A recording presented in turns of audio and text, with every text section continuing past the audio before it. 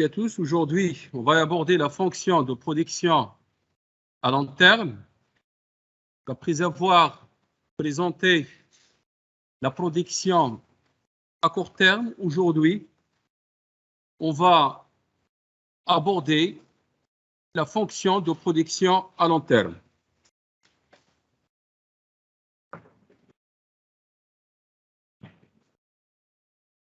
Contrairement à la fonction de production à court terme, dont la quantité produite dépend uniquement d'un seul facteur qui varie, car l'autre facteur est maintenu constant, la production à long terme dépend des deux facteurs.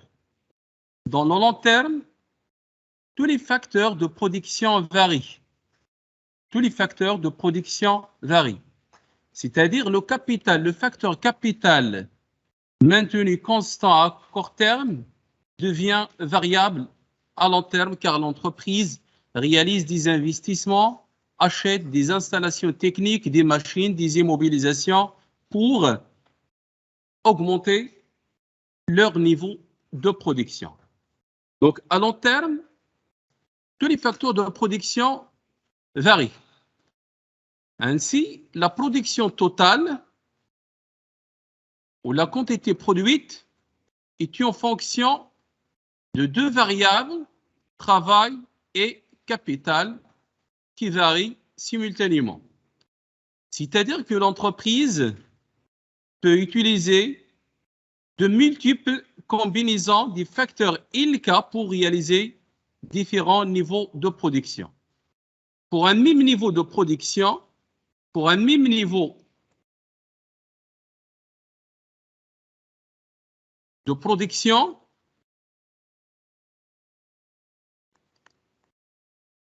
le producteur peut utiliser différentes combinaisons des facteurs KL pour réaliser ce même niveau de production.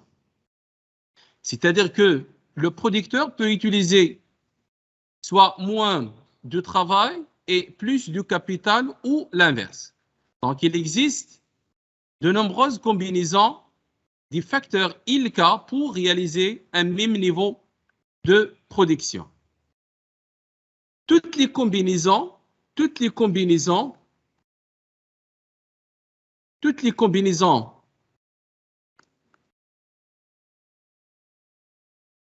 des facteurs L et K permettant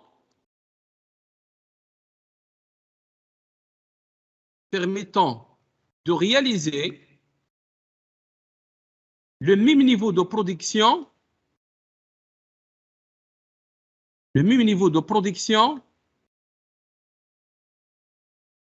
compose ou constitue une courbe qu'on appelle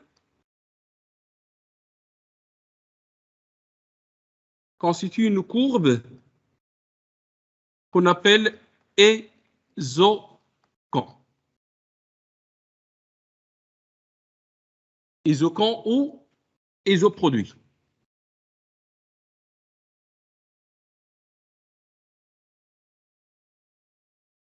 On a les différentes combinaisons des facteurs, par exemple T et K. On a les mêmes niveaux de production. Par exemple, le premier niveau est de 150 unités. Alors là, on a toutes les combinaisons des facteurs de production permettant de réaliser ce niveau de production constitue une courbe isoquant associée à un niveau de production ici qui est égal à 250. Voilà. Un autre niveau de production, une autre courbe isoquant peut être réalisée à l'aide des autres combinaisons des facteurs de production. On aura ainsi de multiples courbes isoquants, sur le même graphique. Donc la courbe isoquant ou isoproduit, c'est une courbe qui représente un niveau de production. Ils ont des propriétés, les mêmes propriétés que celles des courbes d'indifférence que nous avons étudiées chez le consommateur. Alors, toutes les courbes Isocan présentent les propriétés suivantes. Ils ont toute une pente négative. C'est-à-dire qu'ils sont toutes décroissantes. Elles sont toutes convexes par rapport à l'origine.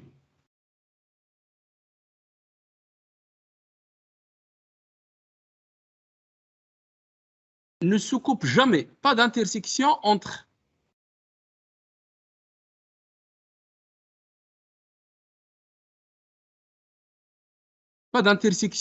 les courbes Isocan.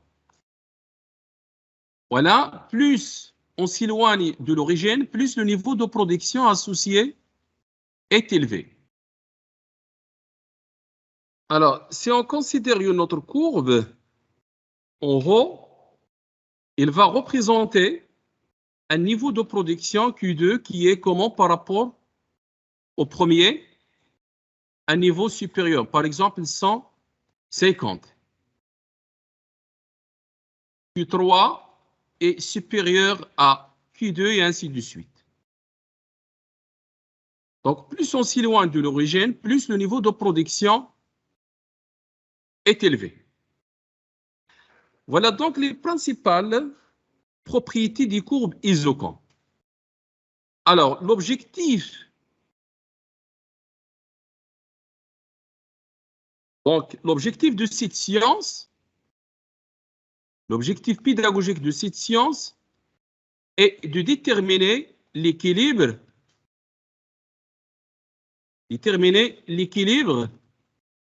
du producteur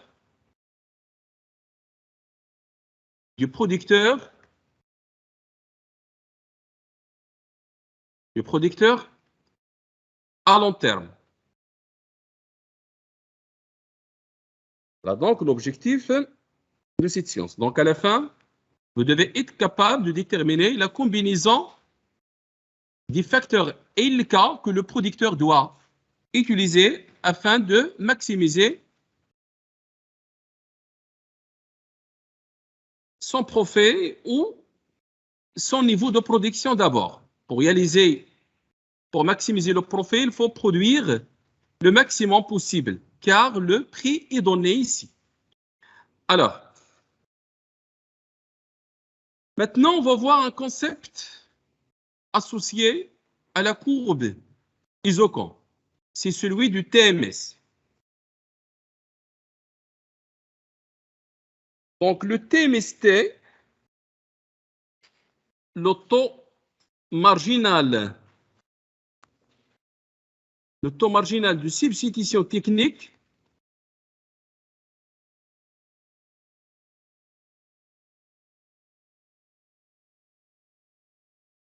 noté TM, ST et LK entre les deux facteurs. Alors, si on considère la courbe Isocan suivante. Alors là, en passant du point A au point B, le producteur doit réduire la quantité du facteur capital pour augmenter celle du facteur travail, tout en gardant le même niveau de production. Alors, le déplacement tout au long de la courbe peut être mesuré à l'aide de ce taux marginal de substitution technique qui mesure le nombre d'unités d'un facteur que le producteur doit ajouter ou retrancher afin de maintenir le même niveau de production après avoir retranché ou ajouté une unité de notre facteur. Alors, pour simplifier, je considère que le facteur de production qui diminue est celui du capital. Dans ce sens, le TMST, c'est le taux de décroissance, du facteur capital lorsque le facteur travail augmente d'une unité supplémentaire afin de garder le même niveau de production. Alors ici, la variation, sa formule est égale à moins la variation de K sur la variation de L. La variation du facteur capital sur la variation de facteur L. Ici, on ajoute le signe au moins. On ajoute juste ce signe au moins pour exprimer le TMST en valeur absolue. En valeur absolue. Alors, la variation, ici, la variation de K en passant de A à B. La variation de K, c'est 3 moins 5, ça fait moins 2. En passant de A à B, la variation de L est égale à 2 moins 1, ça fait 1. Donc, le TMST,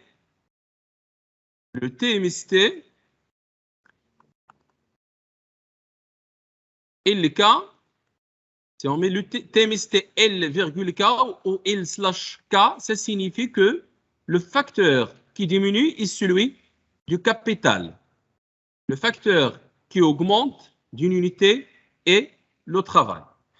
Alors, je mets signe au moins, moins 2 sur 1. Ça fait 2 sur 1, ça fait 2. Ça signifie quoi? Le producteur doit retrancher 2 unités de facteur capital pour augmenter le facteur travail d'une unité supplémentaire afin de maintenir constant le niveau de production. Ici, le niveau de production est fixé à 100.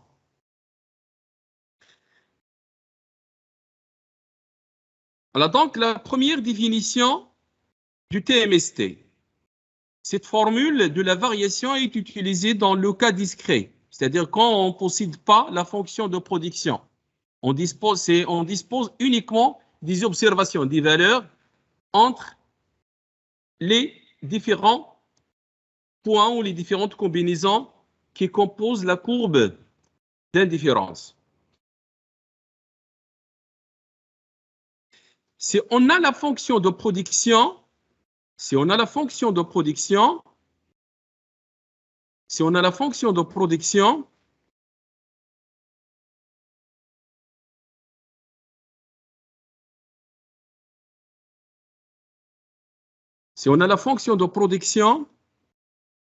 la formule du TMST est de, donc TMST LK est égal, au lieu de moins delta, je mets moins la dérivée de K, L. Je dérive K par rapport à L. Pour un niveau de production constant. Donc, il faut déterminer K en fonction de L et je dérive K par rapport à L. Pour ce faire, il faut maintenir le niveau de production constant. Alors, je développe la formule du TMST. Le TMST, on a un point quelconque, à tout point, on a un point quelconque, le TMST LK représente la pente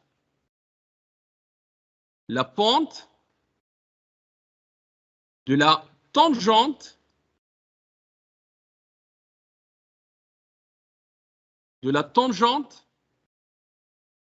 à la courbe isocon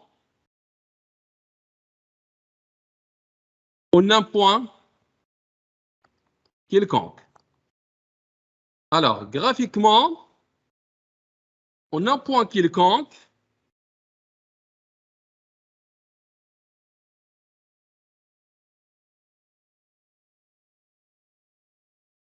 On a un point quelconque à tout point de la courbe isocon. Le TMST LK représente quoi?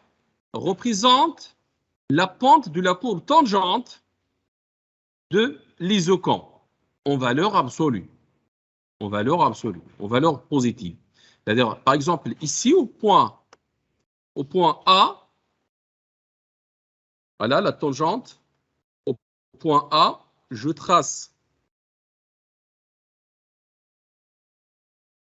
par exemple, le point A, vous voyez, point A, donc le TMST,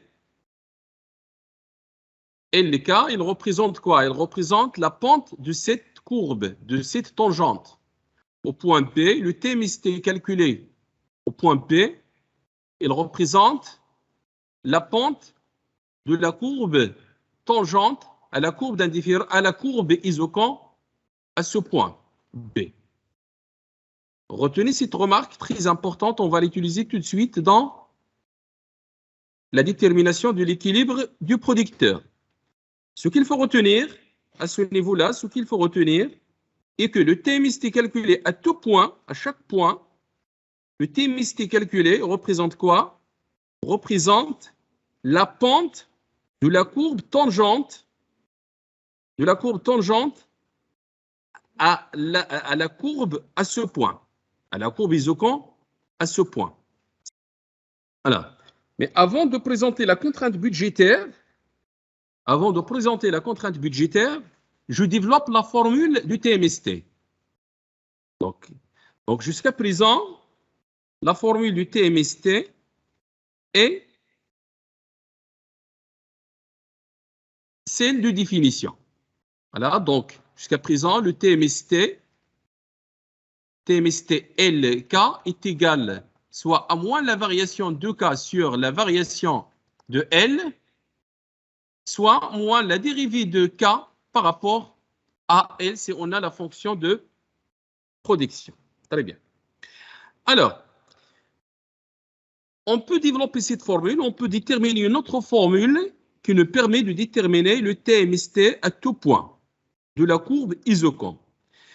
Pour ce faire, le point de départ est le niveau de production constant. On sait que tout au long d'une isocon, la production totale, elle est comment? Elle est constante. C'est-à-dire que la variation de la production totale est égale à 0. Par exemple, en passant du point A au point B sur cette courbe, hein, le niveau de production est le même. C'est-à-dire, par exemple, ici, la production totale au point A,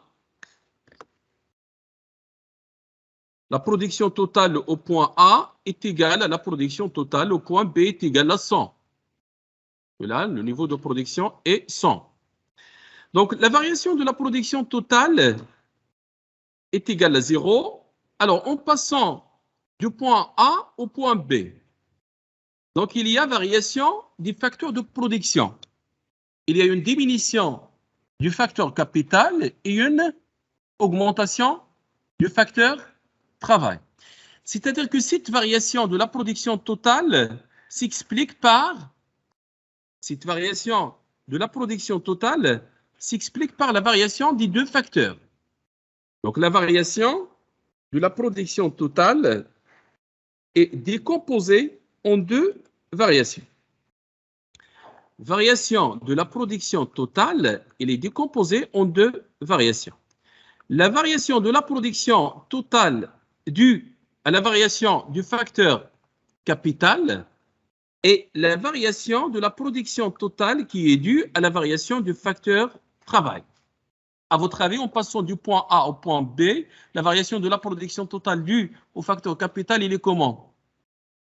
variation négative. La variation négative parce qu'il y a diminution du capital. Donc, cette variation négative de la production totale due au facteur capital est récompensée par la variation du facteur travail qui augmente. Alors, je développe cette formule. On aura la variation. On aura la variation de la production totale qui est égale à la variation de la production totale due au facteur capital plus la variation de la production totale qui est due au facteur travail. On sait par ailleurs que la productivité marginale du travail est égale à la variation de la production totale sur la variation du facteur travail. Donc, la variation de la production totale qui est due au facteur capital. La même chose, ce qui nous donne la variation de la production totale due au facteur travail est égale à la variation de L fois la productivité marginale de L. De même, on peut déterminer la variation de la production totale due au facteur capital qui est égale à la variation de K fois la productivité marginale du capital. C'est clair? C'est bon? Alors, je remplace la variation de la production totale. Ici. Je remplace la variation de la production totale due au facteur travail par la variation de L fois la productivité marginale de L plus la même chose ici. Je remplace la variation de la production totale due au facteur travail par, pardon, ici je mets L et K. Alors, la variation de K fois la productivité marginale de K. Donc, la variation est toujours égale à 0. On aura alors la variation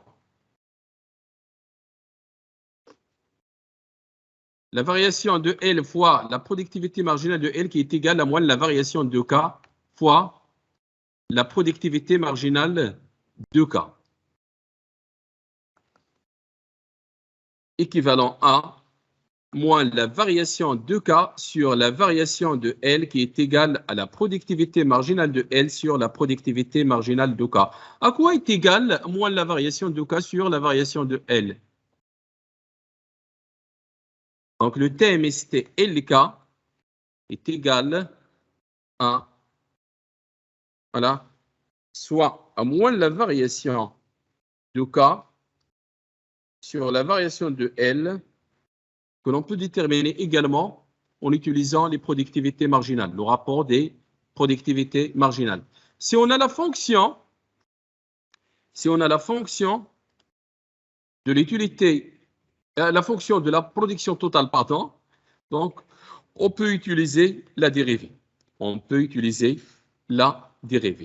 Moins D de K sur D de L.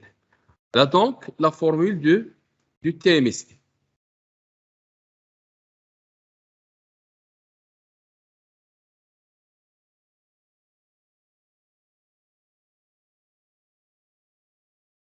Donc, le TMST, vous avez deux formules pour le calculer.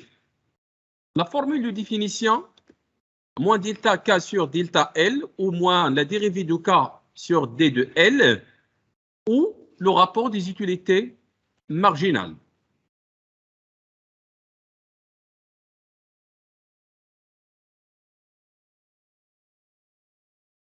Alors, pour l'équilibre du producteur, l'objectif du producteur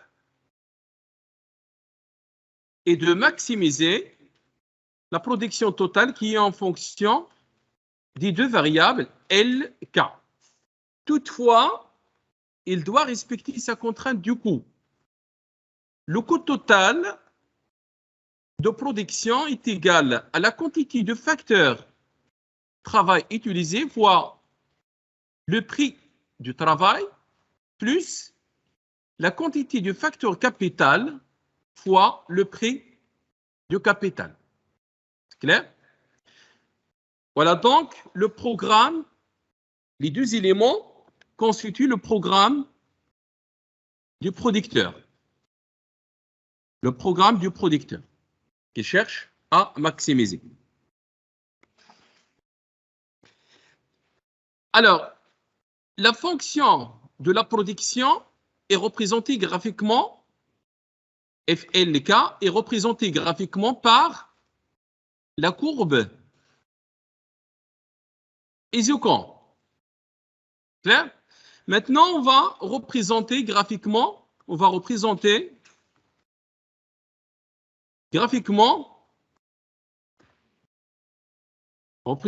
graphique de la contrainte du coût, le coût total. Pour représenter graphiquement une courbe, pour représenter graphiquement le coût total, je dois déterminer K en fonction de L. Donc, d'après cette équation, on aura K qui est égal à combien? Moins P de L sur P de K fois la quantité de facteurs L plus le coût total divisé par le prix du K. Le prix du facteur capital. Donc, la forme générale de cette équation est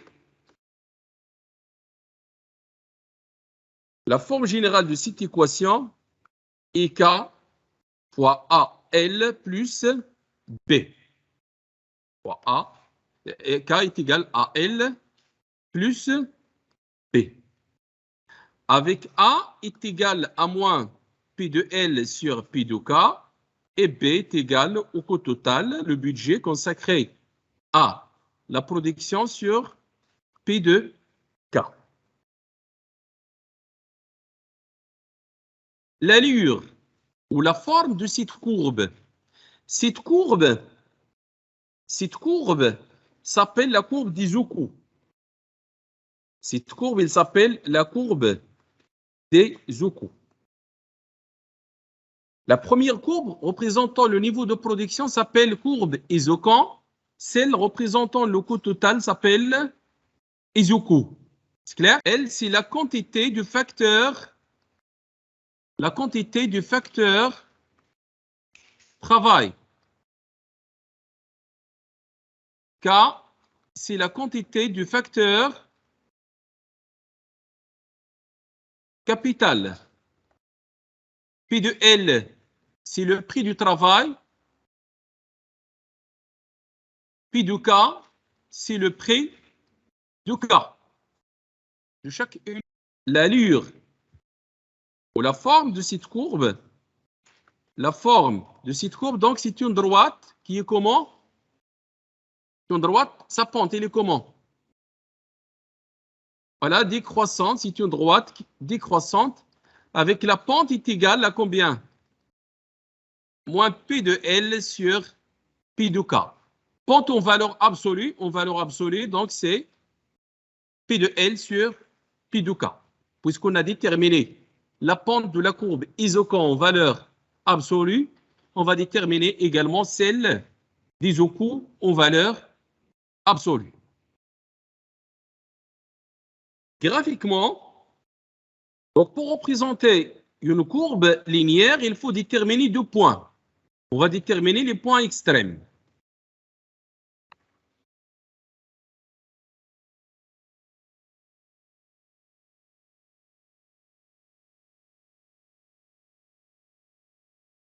Alors, à ce point-là,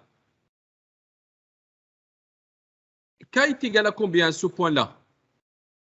0. Donc, si K est égal à 0, L atteint son maximum est égal à combien? Le coût total sur P de L. Il suffit de remplacer dans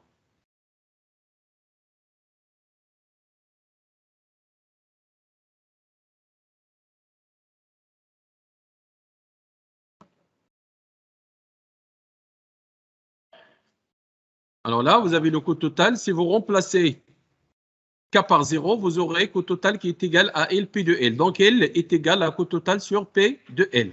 Vous donnez à L 0, vous aurez K pi de K qui est égal au coût total. Donc, K est égal au coût total sur pi de K. Alors, à ce point-là, L est max. L est maximum est égal au coût total sur P de L. À ce point-là, L est égal à 0. Il est égal à 0, donc K est maximum est égal au coût total sur Pi de K. Alors, on représente sur le même graphique, on représente la courbe isoquant ou isoproduit. Ça s'appelle la courbe isoquant ou isoproduit. Alors, mais avant, que signifie cette zone? La zone accessible. Il s'appelle la zone accessible pour le producteur. C'est-à-dire que toutes les combinaisons des facteurs de production qui se trouvent dans cette zone sont financièrement possibles. En fait, le producteur dispose d'un budget. Le budget est noté coût total. Un budget alloué ou consacré à la production. Donc, tous les points, toutes les combinaisons qui se trouvent dans cette zone sont financièrement possibles. C'est-à-dire que le producteur peut agir dans cette zone. Les points au-delà de cette zone, au-delà de cette droite, ne sont pas possibles, vu le budget du producteur. C'est-à-dire que le budget du producteur, le budget dont dispose le producteur pour réaliser sa production, ne permet pas de réaliser ces combinaisons. Alors, si on représente les différents niveaux de production sur le même graphique, est-ce que le budget dont dispose la production pour réaliser ce niveau de production? Non. Est-ce qu'il peut réaliser ce niveau de production? Oui. Mais est-ce qu'il peut réaliser un autre niveau assez important? Oui. Donc voilà, on se déplace jusqu'à ce que la courbe iso-coût soit tangente, soit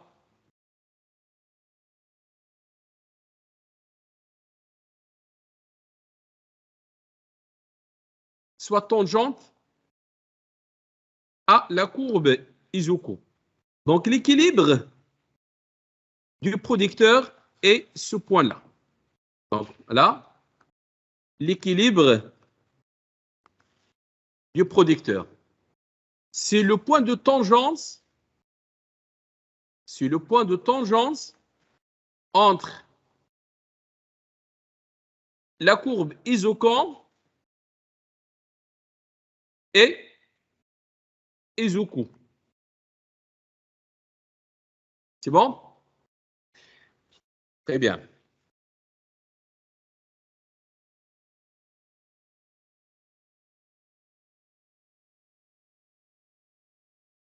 Alors, le TMST à ce point-là, quoi est égal au TMST à ce point-là? C'est le point d'équilibre. À ce point-là, le TMST, c'est quoi? C'est la pente, on avait dit tout à l'heure que le TMST est la pente de la tangente de la courbe isoquant à ce point. Donc, au point E,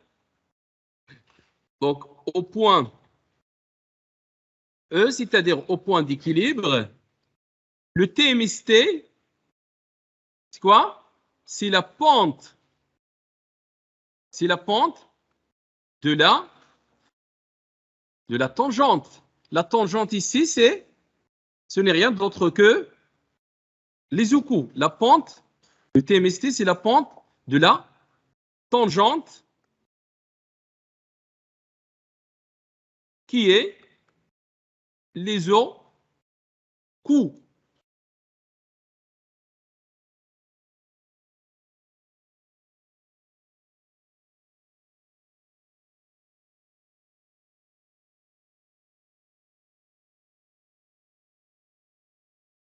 On est bien d'accord? Alors,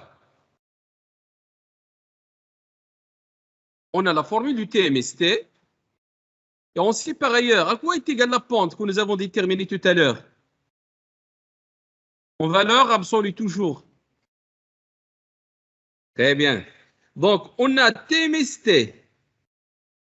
On a TMST qui est égal à moins d de K sur d de L moins delta K sur d de K selon le K, la productivité marginale de L sur la productivité marginale de K.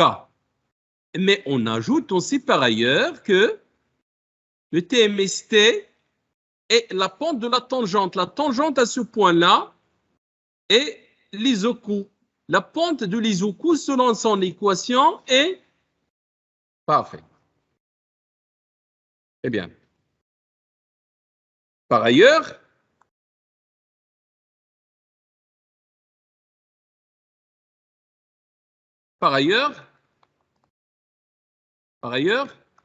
la pente de l'isocoup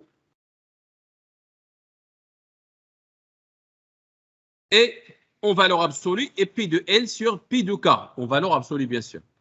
Alors, ce qu'il faut retenir, donc voilà, à ce point-là, au point d'équilibre, alors ce qu'il faut retenir,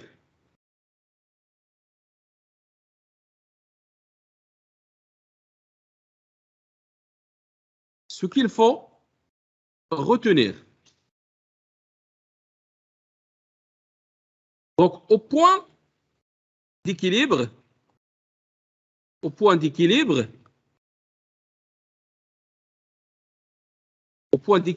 E, ça s'appelle le point d'équilibre ou bien au point d'optimum aussi. Alors, au point d'équilibre, oui, le TMST, très bien, TMST, LK est égal à la productivité marginale de L sur la productivité marginale de K est égale à P de L sur P de K. Voilà donc ce qu'il faut retenir.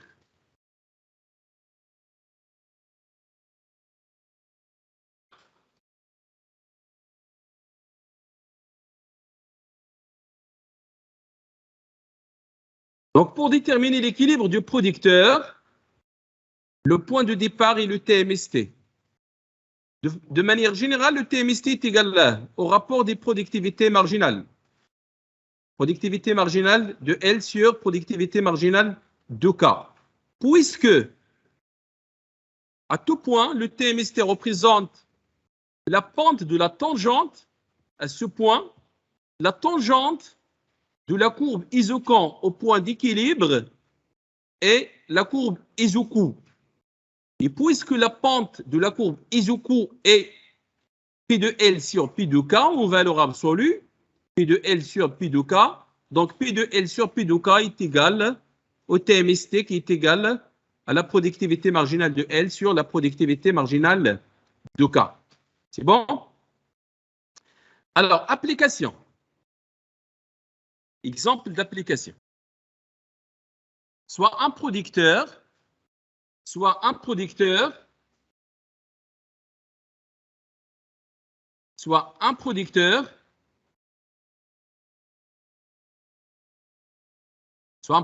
dont la fonction de production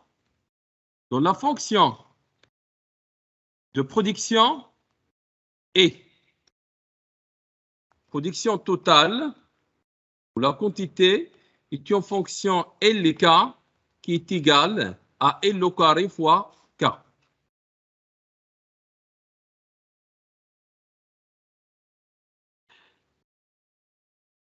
P de L, le producteur dispose d'un budget. Ce producteur dispose d'un budget alloué à la production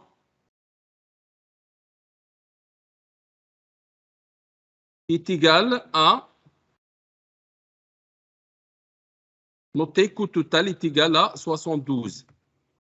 On sait par ailleurs que le prix unitaire du travail est égal à 12 et le prix du capital est égal à 8. Question: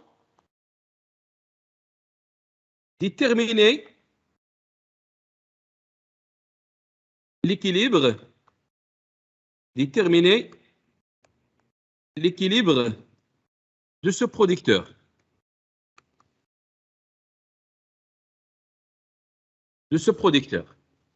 Alors, pour déterminer le point d'équilibre, on utilise la formule du TMST. On sait qu'à l'équilibre,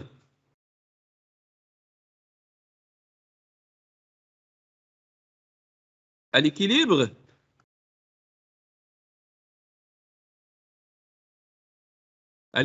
TMST LK est égal à la productivité marginale de L sur la productivité marginale de K est égal à P de L sur P de K.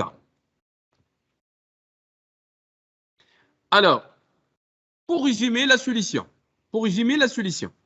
on pose le programme du producteur. Le programme de ce producteur se présente ainsi. Le programme du producteur.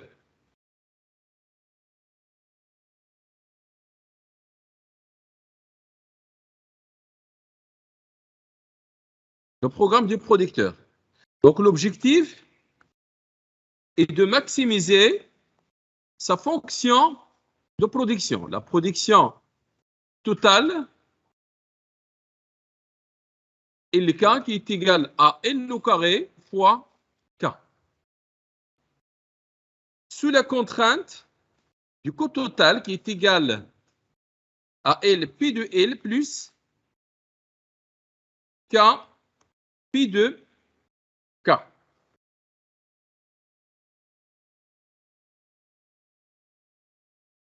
Alors, voilà donc le programme du producteur que l'on peut développer. Alors, maximiser FL K est égal à L au carré fois K sous la contrainte du coût total L, P de L. P de L est égal à combien? 12. P de L est égal à 12 L. P de L, 12. Donc, fois la quantité de L plus P de K, 8 fois la quantité de K qui doit être égale à au budget dont dispose le producteur, et OA 72. Parfait. Pour résumer la solution. La résolution du problème passe principalement par deux étapes. Donc, on se réfère au TMST, à partir du TMST LK, on peut déterminer K en fonction de L. On va déterminer K en fonction de L. Donc, on a TMST LK qui est égal à la productivité marginale de L sur la productivité marginale de K qui est égale à P de L sur P de K. P de L est égal à 12. P de K est égal à 8. Ça fait 3 sur 2. C'est bien ça? Alors, je dois donc calculer les productivités marginales. Il nous faut la productivité marginale de L et la productivité marginale de K. Alors, la productivité marginale de L,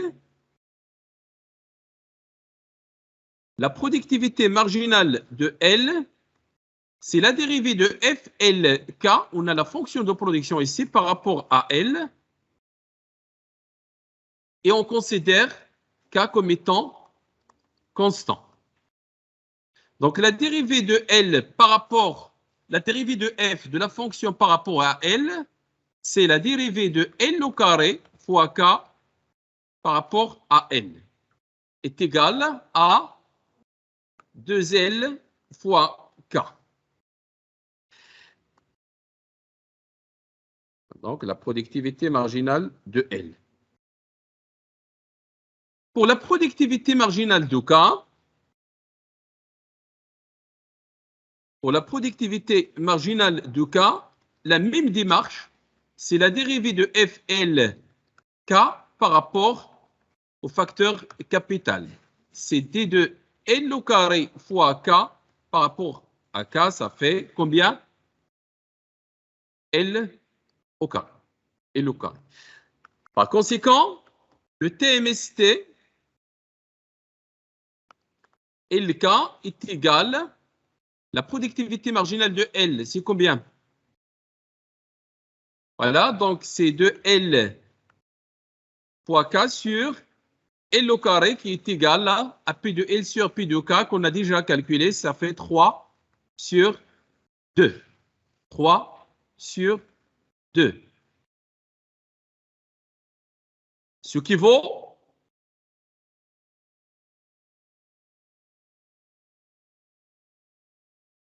voilà, 2K sur L est égal à 3 sur 2.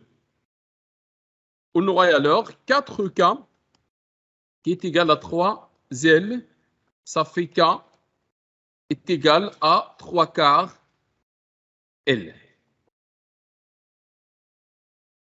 Retenez cette équation, je vais vous dire après que signifie cette équation.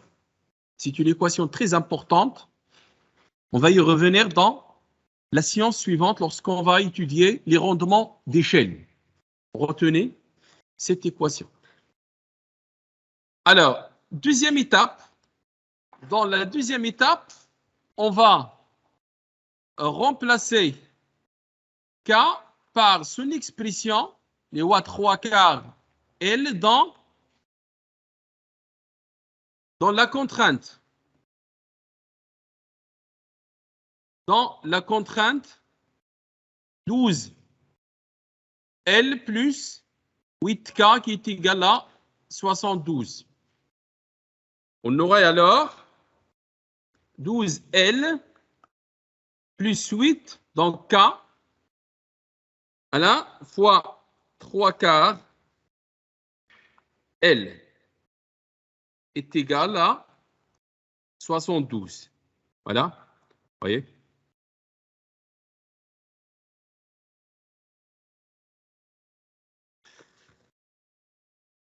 On aura 12L plus 8 sur 4, ça fait 2 fois 3, ça fait 6. 6L est égal à 72. 18L, alors 18L est égal à 72. Donc ça fait L est égal à 72 sur 18. Alors, L est égal à combien? À 4. Et je remplace dans K. Donc, K est égal à 3 sur 4 fois 4. Ça fait 3. Donc, l'équilibre, la combinaison optimale ou bien le point d'équilibre. Le point d'équilibre. Alors, le point d'équilibre, c'est L étoile est égal à 4 et K étoile est égal à 3. Et le niveau de production réalisé, le niveau de production Q étoile est égal à c'est pas 72, mais on va remplacer dans la fonction L au carré. Donc, ça fait F de L est égal à 4 et K est égal à 3. Ça fait 4 au carré fois 3, ça fait 16 fois 3, ça fait 48. Voilà donc l'équilibre du producteur.